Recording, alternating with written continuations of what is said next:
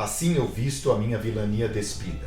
Uso os trapos dos livros sagrados e finjo-me de santo, sempre que demonizo. Cometo um crime e sou o primeiro a clamar por justiça. Os males que faço em segredo, faço cair sobre os ombros dos outros. Desde que um ninguém se tornou um nobre, muitos nobres se portam como ninguém. A consciência é apenas uma palavra que os covardes usam para amedrontar os fortes. Que nossos braços sejam a nossa consciência e nossas espadas as nossas leis. No ar, Psicadeiro.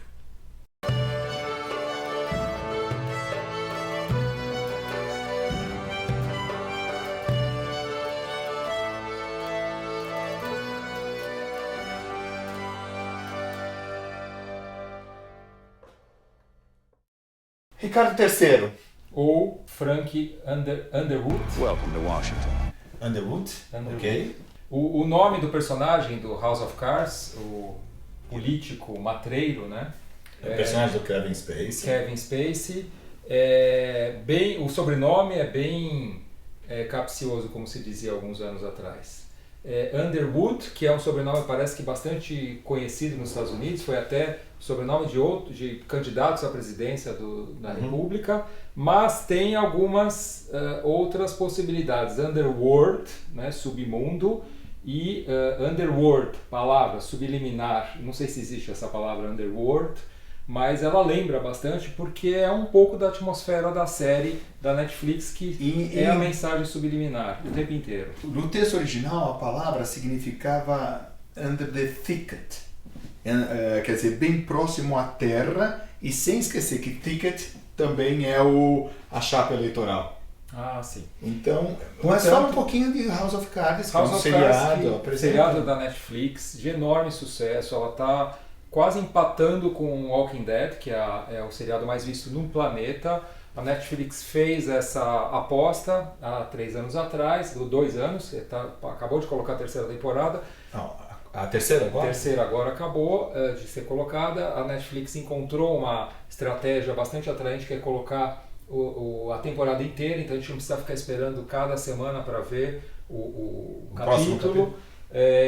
Trata do mundo político norte-americano, Partido Democrata. Eu acho que eles escolheram o Partido Democrata exatamente por ser um partido supostamente mais preocupado com o social, mais preocupado com investimento estatal. Mas você acha que a série é política ou é humana? Veja, eu citei o Ricardo III do Shakespeare, porque de alguma maneira as questões do Ricardo III são todas humanas, ainda que ele lute o tempo todo pelo trono e por uma ascensão, por um reconhecimento, por um desejo de ser amado pelo povo, independente de quem ele é. Eu acho que a questão da série é a questão que ele coloca no primeiro capítulo, que ele fala para o espectador. É uma das grandes estratégias aí dos roteiristas, é que o personagem do Kevin Spacey fala com a gente o tempo inteiro, provocando essa intimidade imediata. Did you think I'd forgotten you?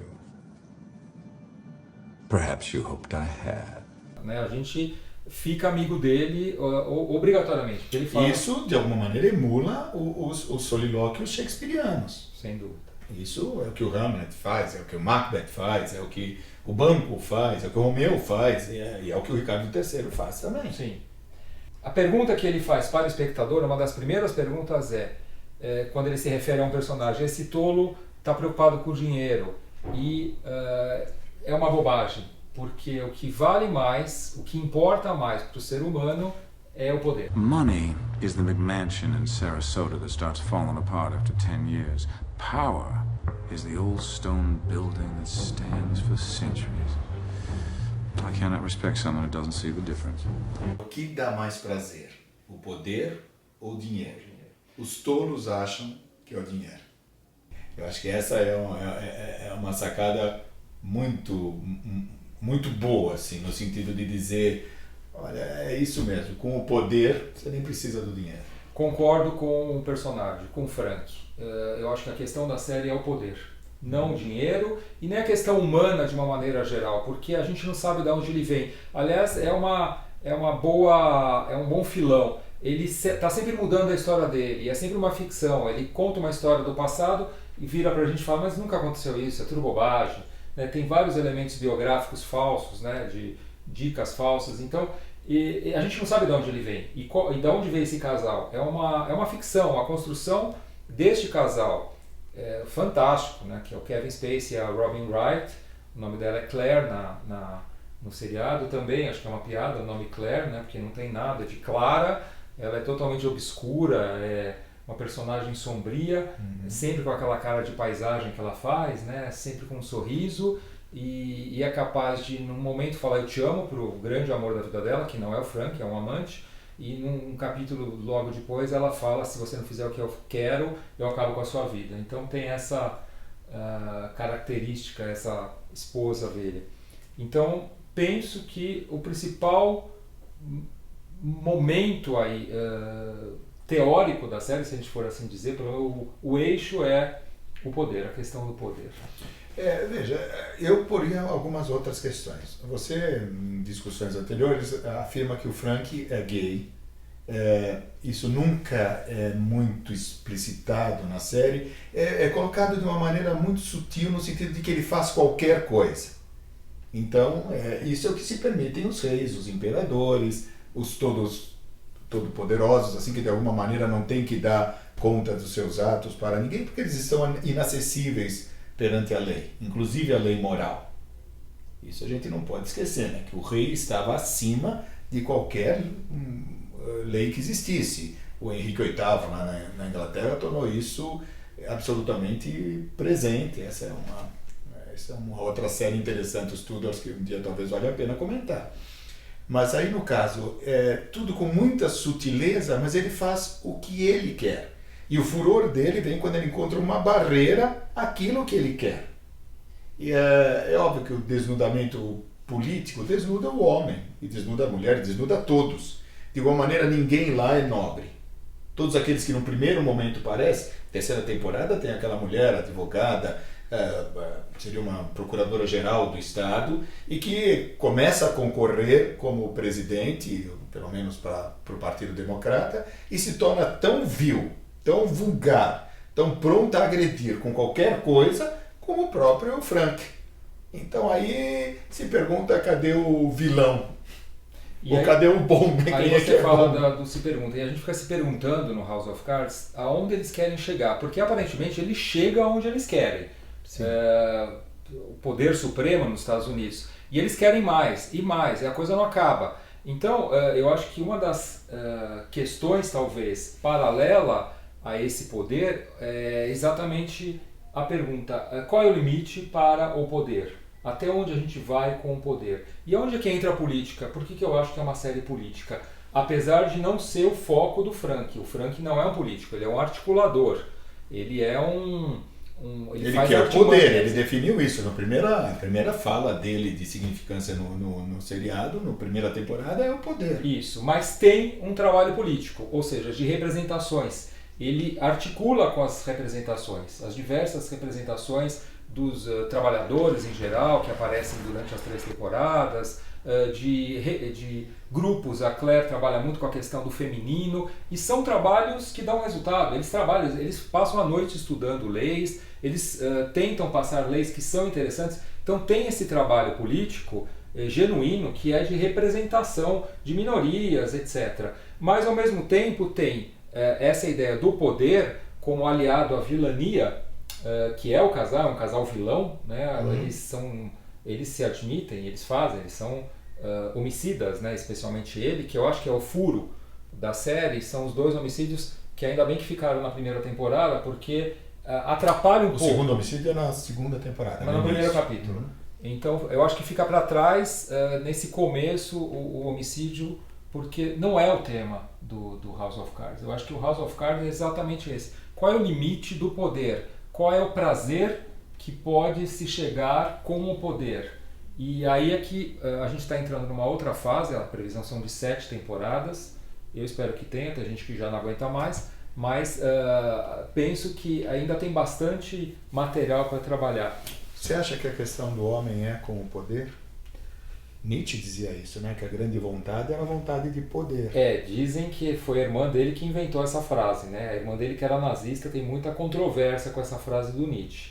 Mas o Nietzsche colocava a questão, não sei se do poder, mas a questão da coragem, né? Eu acho que é muito mais a coragem como poder, ou algo em torno de não se entregue para aquilo que te enfraquece. O Nietzsche vai contra os filósofos mais clássicos, que colocavam a vontade sempre como vontade de viver. E essa é a transformação, por isso que eu acho que não é da irmã dele, porque é muitíssimo bem definido. Talvez a frase, a síntese da frase. Mas a ideia nietzschiana é de que o homem vive para um poder, até para poder, num certo sentido, viver. Então, essa necessidade de se sentir poderoso, que depois foi dissecado de várias maneiras. Se sentir amado, se sentir pertencendo, sentir-se de alguma maneira inteligente, igual ou superior àqueles que ele admira, sentir-se protegido. Então a questão da potência não é só a potência nesse poder de quem dá ordens, mas esse poder ser humano. Eu entendo o poder como uma Faz capacidade... Sentido, senão a gente está falando de coisas muito diferentes. Eu concordo, mas o tempo inteiro que você estava falando eu pensava de como eu entendo o poder. Penso que o poder tem a ver com essa garantia de sobrevivência. Algo que me dá a certeza que eu vou ter um lugar na continuação da minha vida. Ok, mas você acha que o poder vem dessa garantia? Nós não temos nenhuma garantia de sobrevivência. Quando você, sim, todo mundo sabe disso, mas quando você quer juntar dinheiro, quando você quer galgar posições, ser reconhecido como uma pessoa notável, supostamente o que está por trás disso é uma certa garantia de sobrevivência, que você vai continuar, que você vai ter um lugar. Os essencialistas acham que a gente faz isso para driblar a morte. O homem age como se nunca fosse morrer. Eu concordo totalmente com você. Acho que você concorda também. Eu concordo comigo. Tem outro ponto que eu acho que é bem interessante, ligado a essa ideia do poder, que é a da vilania, né? É um casal de vilões, e que a gente fica completamente apaixonado por eles. Não tem quem não se apaixone, especialmente pela Claire, que a Robin Wright não vai ter outro papel na vida como o dela.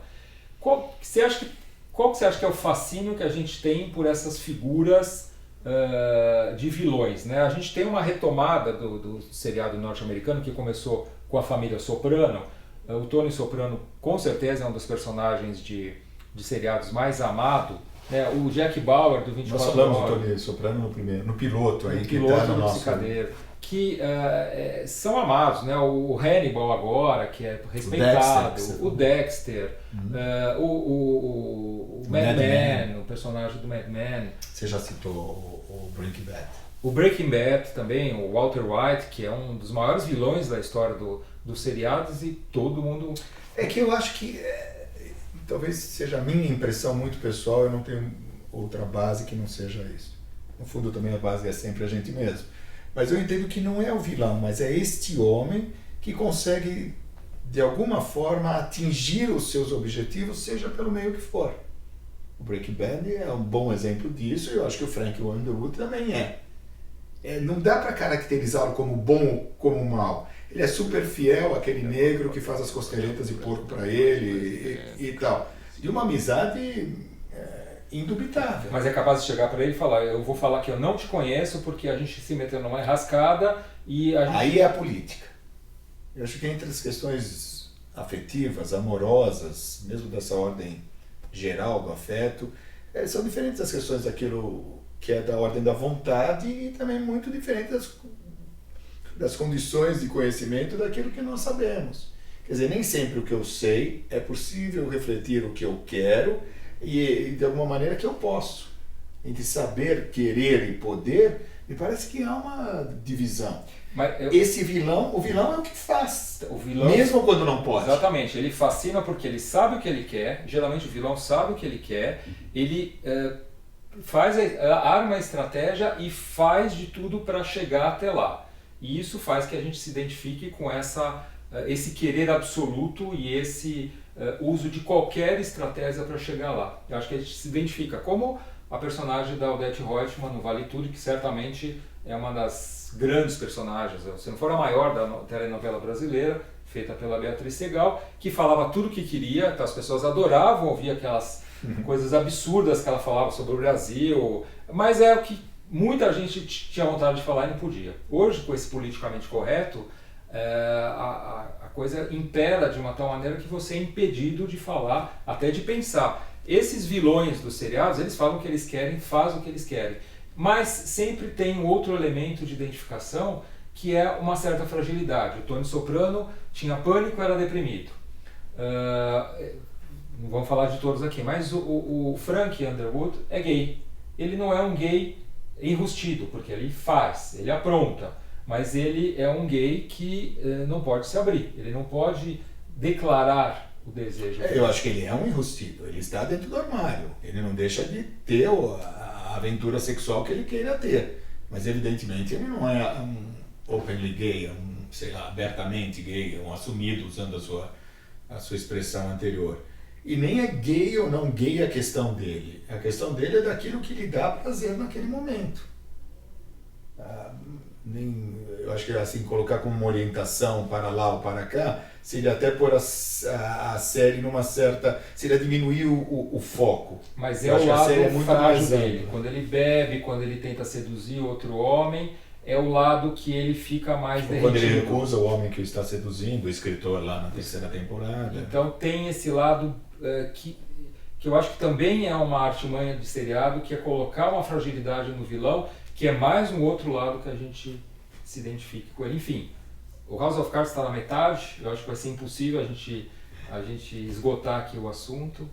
Eu vou falar mais uma frase do nosso Ricardo III. Que é uma grande pesquisa do Kevin Spacey. O Kevin Spacey ficou um ano fazendo Ricardo III antes de estrear o House of Cards. Então, até o andar dele, dizem que é parecido com o andar do Ricardo III, do personagem do Frank. Ricardo III diz assim: estou tão imerso em sangue que um crime me leva a outro crime. As lágrimas de piedade não habitam esses olhos. Muito obrigado, até o próximo.